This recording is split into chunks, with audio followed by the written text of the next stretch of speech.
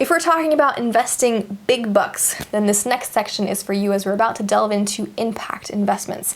So to learn more about all of this, I spoke with two environmental foundations about where they invest their money and two wealthy human rights activists about where they invest theirs. So if you're just getting started with socially responsible investments, you could interview various certified financial planners and investment advisors that specialize in this field. Or if you have the time and the money, you could go to a conference like the SRI conference. You get to meet financial advisors, asset owners, asset managers, forward-thinking companies, mission-driven organizations, entrepreneurs, and others who are all in this field of sustainable, responsible, and impact investing. So of course, I'm sure that you'll have to have your greenwashing alarm system locked and loaded, but with enough practice and digging, you may find some gems. So when you hire a financial planner to help with sustainable investments or socially responsible investments, the idea is that you're using your money to not only grow your own wealth, but also to build environmental solutions, help local economies, and honor human rights. So instead of getting richer by investing in fossil fuels or cigarettes, you invest in things that make the world a better place. And in many cases, the return rates are the same as in classic portfolios because the investments are smart. So it's crazy really that not more people are switching to impact investments because they're the right thing to do and the return rates are comparable for the most part. And return rates will be presented very transparently to you, so you know what you're getting into in advance. And in some cases, with projects that are very impactful, the return rate won't be as good as stock return, but you'll know the trends in advance too. Like with the RSF, they offer investment options for wealthy individuals and foundations, and the return rate is comparable to a bank certificate of deposit of around 1%.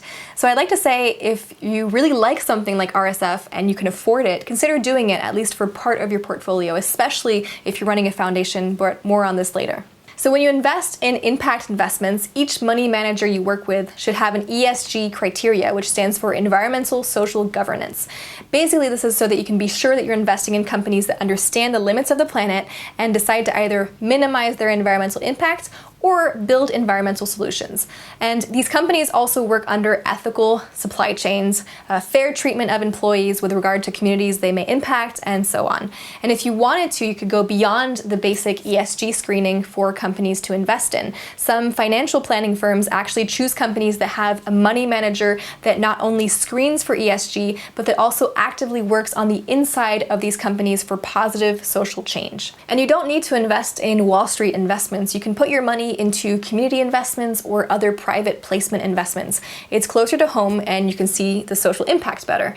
Some of these investments are often predictable and steady, while others are not so predictable and fall more along the line of let's hope for the best, and if it fails, it was a good donation towards my community type of thing. Let's talk about foundations. Foundations are there to support the community through grants. If a foundation has $20 million and you spend 5% of that on donations every year, you're donating about $1 million a year to projects that are making the world a better place.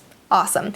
But what's the rest of the 20 million doing? A foundation, just like wealthy individuals, invests its money so that it can grow every year. Otherwise, foundations would be spent down and disappear. So if that 20 million is invested in projects that fund fossil fuels or generally the destruction of the planet just to get an incredible return rate every year, then really what good is a foundation? You're spending $20 million a year destroying the planet and you whip out a magical $1 million to save it. That sounds like madness. So if foundations are not investing all of their money in socially responsible investments, then in my opinion, I really think that they should rethink their mission. I don't see how you can justify investing in companies that are responsible for mining and deforestation just to get a higher return to then invest that money back into positive community projects. It doesn't add up. So as a foundation, you can take more liberties and risks with your money. Of course, your portfolio should be diversified and it shouldn't be all invested in the riskiest of projects, but nobody will go hungry if some investments fail. And any investments that do fail should be seen as a donation. So if $100,000 of your $20 million portfolio was invested in a small farms project that ended up tanking, maybe you can see it as a donation. It's just as risky as your $100,000 grant to the 501c3 project you gave last year that you were fully willing to take the gamble on then, since you weren't expecting a return. So if you're a foundation and you're not investing in socially responsible investments, here's my invitation to think again. As a foundation, you could be investing part of your portfolio in RSF's Regenerative Economy Fund to support organizations working in clean energy, sustainable manufacturing, or diverting waste.